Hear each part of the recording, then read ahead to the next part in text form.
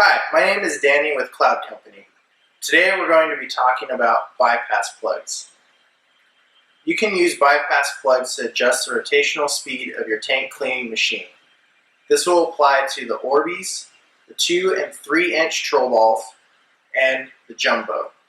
Here are the motors for the Orbi, Drum Major, and 2 inch troll ball, 3 inch troll ball, and Jumbo.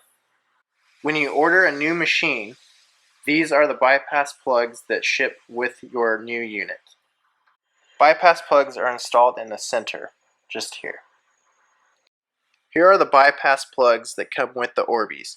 The rule of thumb is, if you want faster rotation, step down in hole size. If you want slower rotation, step up in hole size. Slowest rotation will come with no plug.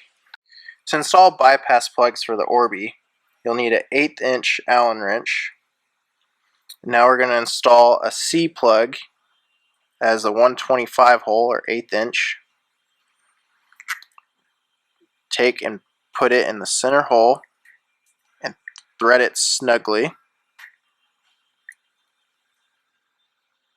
That's how you install it.